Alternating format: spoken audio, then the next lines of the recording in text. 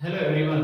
आज हम प्रायोगिक भौतिकी का जो वर्ग प्रयोग हैं जो 10 अंक का होता है वो हम समझेंगे और प्रयोग संख्या है 1।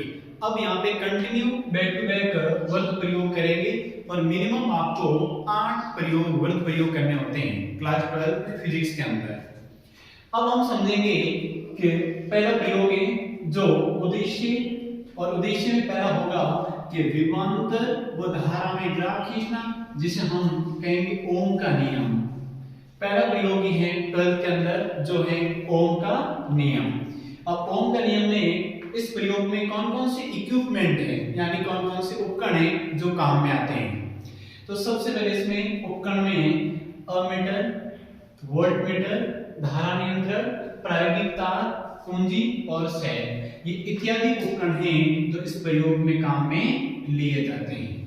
अब उसके पश्चात ओम का नियम क्या है यानी इनका सिद्धांत क्या है, इनको थोड़ा समझेंगे।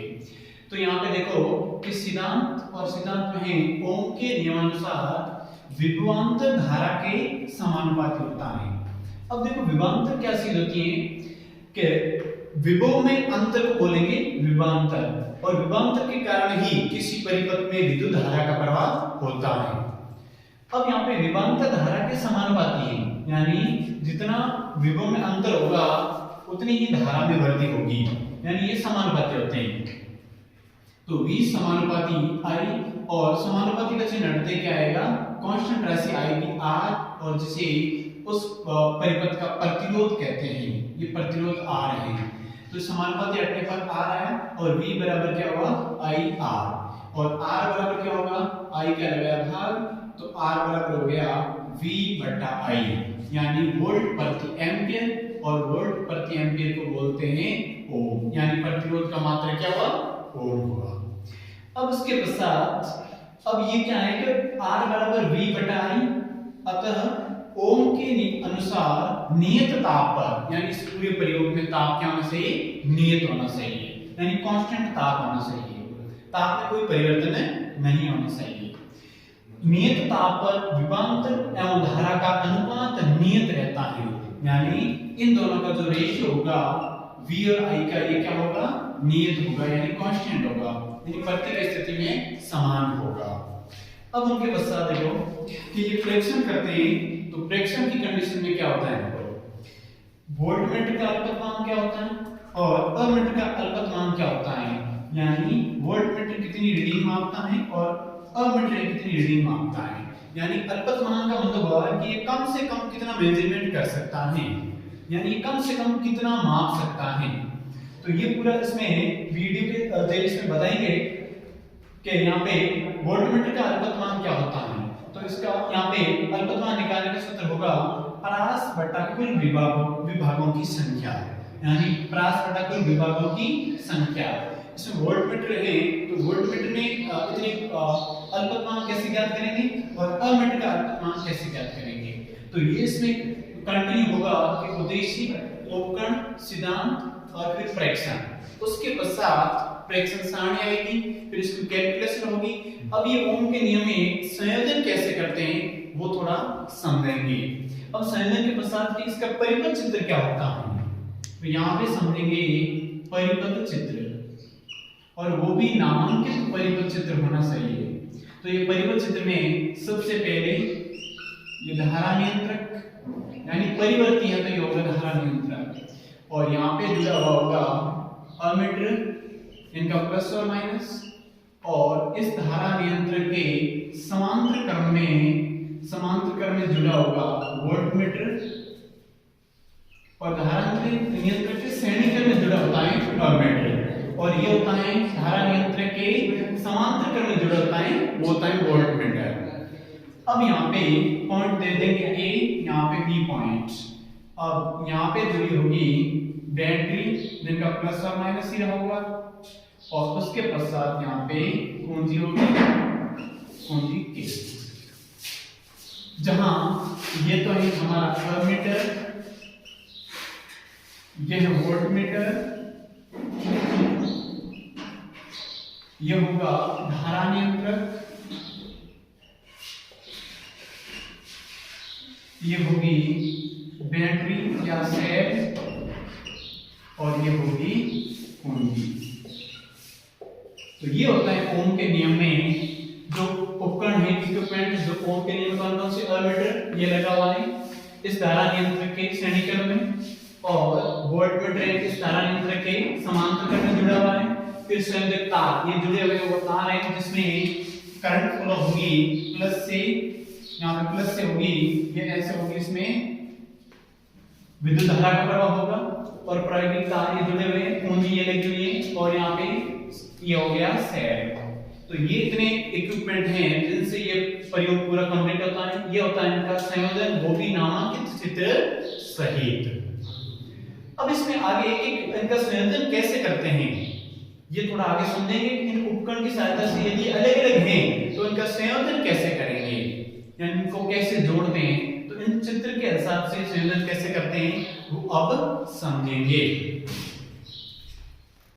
अब हम समझेंगे यहाँ पे कि जो उपकरण हैं उनका संयोजन कैसे करते हैं। तो ये होता है वोल्टमीटर जिसमें अलग अलग भागों की संख्या होती है और इसमें काउंटिंग लिखी हुई है 0 से 3 तक। अब हम ये भी समझेंगे कि इनका अल्पतमांक कैसे ज्ञात करते हैं। और ये होता है, यह अमीटर, अमीटर में भी भागों की संख्या यहाँ पे इसमें लिखी हुई है 0 से 3 तक, तो ये होता है अमीटर।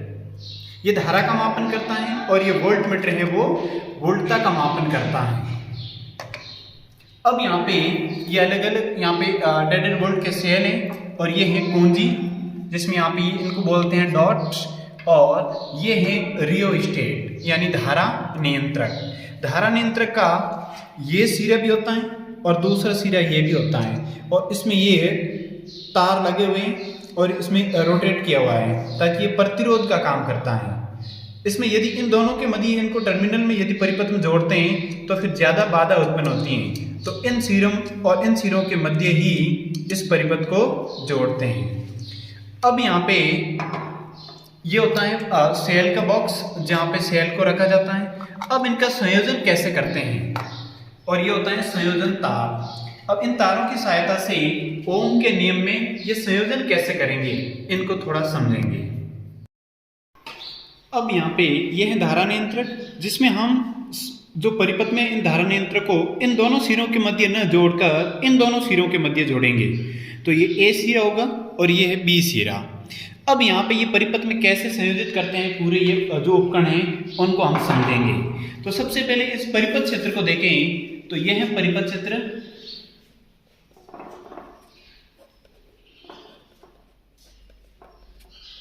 और इस परिपथ चित्र की सहायता से हम इनका संयोजन करेंगे संयोजन तारों की सहायता से।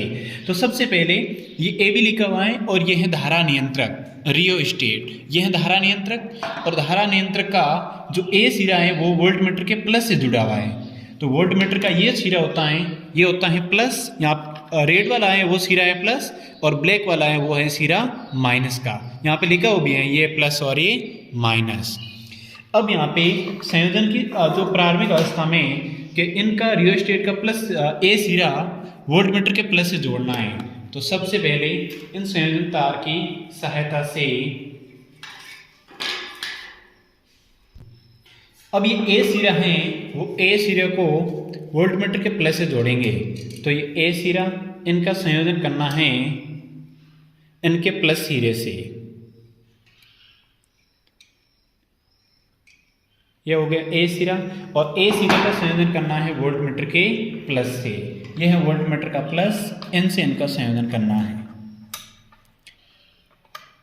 संयोजन करते समय ये थोड़ा ध्यान रखना है कि यहाँ पे ये संयोजन थोड़ा लूज नहीं होना चाहिए ताकि धारा के प्रवाह में तो रुकावट उत्पन्न न हो। अब ये ए सिरा प्लस सिरा इनसे जुड़ गया, और बी सिरा है वो यहाँ पे ये बी भाग है, ये बी भाग जुड़ा हुआ है वोल्टमीटर के माइनस से। तो ए और अन्य संयोजक तार लिया और जिनकी सहायता से हम इनका दूसरा सिरा है वो भाग और बी भाग जोड़ेंगे यहाँ पे वोल्टमीटर के माइनस से। तो ये है बी सिरा और बी सिरा जोड़ेंगे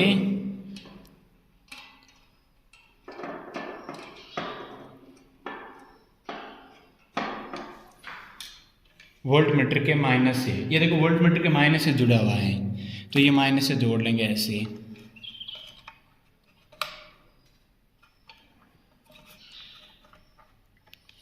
अब उनके पश्चात ये देखो, जो धारा नियंत्रक का बी सिरा है ना, ये बी सिरा जुड़ा हुआ है अमीटर के प्लस से। तो यहाँ पे इनका बी सिरा है, ये वाला बी सिरा वोल्ट मीटर, यहाँ पे अमीटर के प्लस से जुड़ा हुआ है। तो ये रहा अमीटर का प्लस, ये है बी सिरा, और बी सिरा जुड़ा हुआ है इनके प्लस से।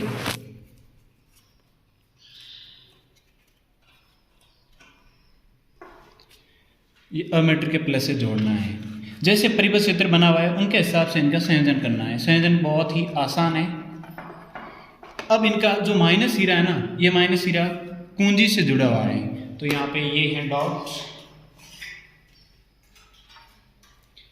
और ये कुंजी, और कुंजी का इसमें प्लस और माइनस कोई सिरा नहीं होता है, कोई भी सिरा जोड़ सकते हैं। तो ये एक सिरा जुड़ा हुआ है अमीटर के माइनस से, तो ये है अमीटर का माइनस, इनसे ये सिरा जुड़ा हुआ है।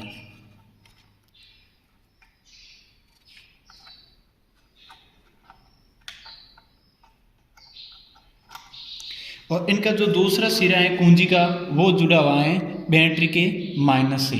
यहाँ पे इसमें बैटरी कैसे बनाते हैं, देखो यहाँ पे ये दो सेल है, तो एक ये होगा, तो ये इनका धन टर्मिनल होगा, और ये होगा इनका ऋण टर्मिनल, यानी ये धनात्मक सिरा और ये ऋणात्मक सिरा। यदि इनका संयोजन, ये ऐसे किया हुआ इनका संयोजन, जब इनका जो प्लस सिरा दूसरे सेल के माइनस सिरे से जोड़ेंगे, तो ये ऐसे दो सेलों को जोड़ने पर एक बैटरी का निर्माण होता है।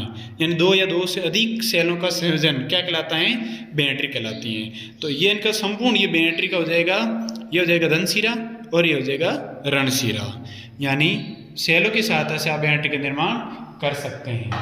तो यहाँ पे इसमें कम वोल्टता का भी सेल इसमें जरूरी होता है पूरे परिपथ में जोड़ने के लिए। तो यहाँ पे सिर्फ एक सेल का ही उपयोग करेंगे, क्योंकि इसकी वोल्टता ऑलरेडी ज़्यादा है।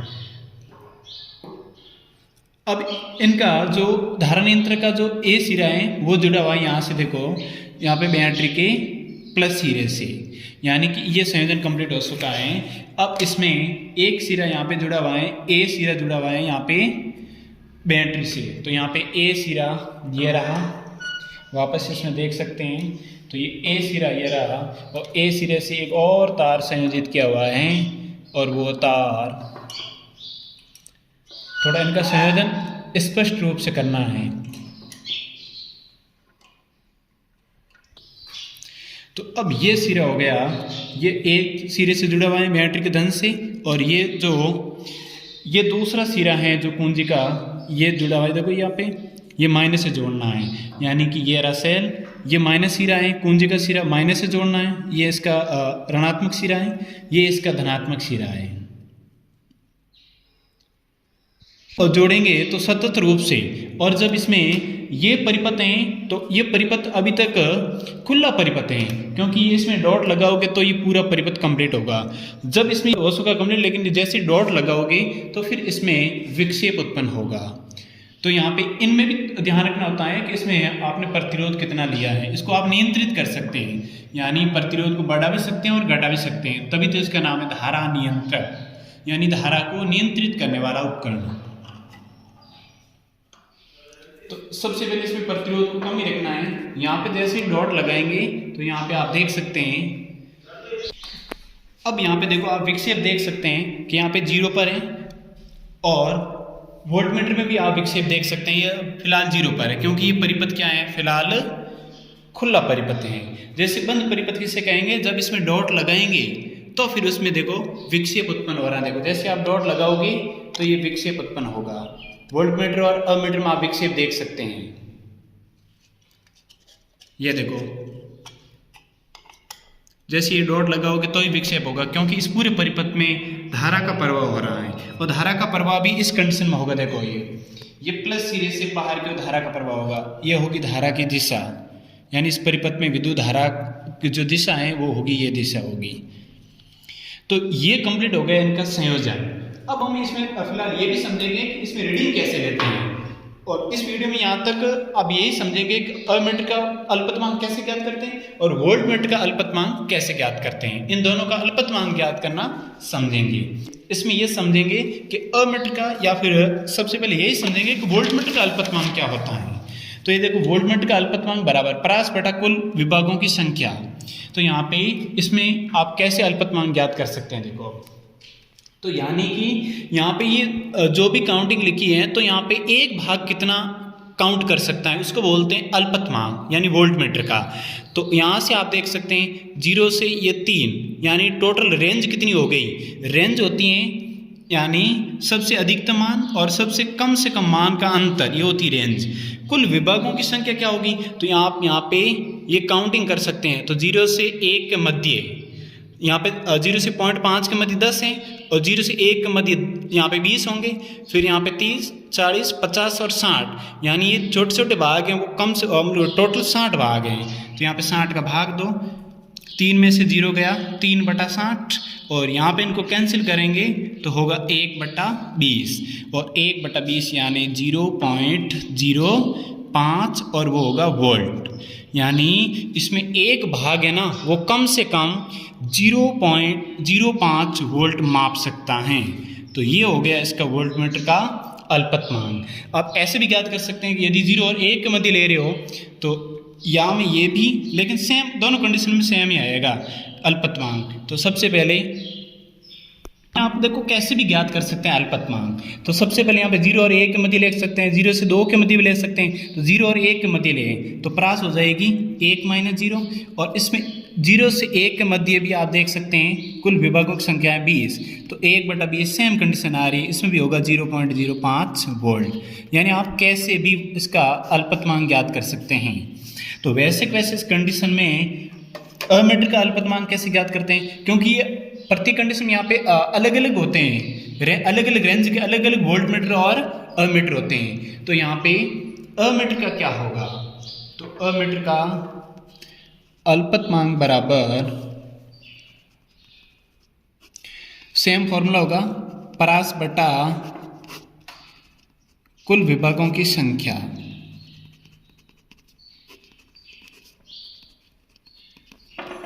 तो इसमें भी आप देख सकते हैं क्योंकि ये सेम रेंज का है, वोल्टमीटर और अमीटर हमने दोनों सेम रेंज के लिए हैं। तो इसमें भी आप देख सकते हैं, ये देखो 0, फिर यहाँ पे 0.5, 1, यहाँ पे 1.5, 2, 2.5 और 3। इसमें भी आप यदि रेंज ज्ञात करना चाहते हो तो वो 3 - 0 डिवाइड बाई, यहाँ पे भी आप देख सकते हैं एक काउंट भी कर सकते हैं। तो 0 से 0.5 के मध्य 10 होंगे, 1 के मध्य और 0 से 1 के मध्य यहाँ पे 20 हो जाएंगे, फिर 30, 40, 50 और 60।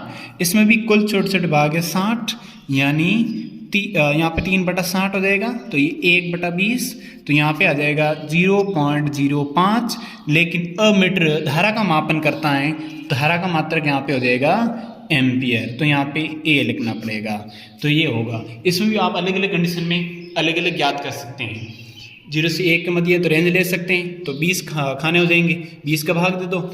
यहाँ पे 0 से 2 के मध्य ले रहे हो तो यहाँ पे 2 और बट्टा में हो जाएगा 40, तो अभी सेम कंडीशन में आएगा। यानी आप कैसे भी अल्पतमांक ज्ञात कर सकते हैं। यानी वोल्टमीटर और अमीटर कम से कम यानी इनका एक भाग कितना मापन कर सकता है उसको बोलते हैं अल्पतमांक। अब यहाँ पे एक भाग इनका अभी कंप्लीट कर रहे हैं। अब एक भाग में यहाँ तक फ्रैक्शन तक समझे हमने, और इसमें दूसरा जो पार्ट आएगा उसमें हम गणना और फ्रैक्शन सारणी और इसमें ग्राफ को समझेंगे। तो यहाँ तक जितना भी यहाँ पे कंप्लीट करवाया है उसमें यहाँ पे ये मुख्य रूप से ये परिपथ क्षेत्र है, तो यहाँ पे इनका थोड़ा ध्यान रखना और संयोजन सही तरीके से करना। और आगे के पार्ट के लिए चैनल को सब्सक्राइब, शेयर एवं कमेंट जरूर करें। धन्यवाद।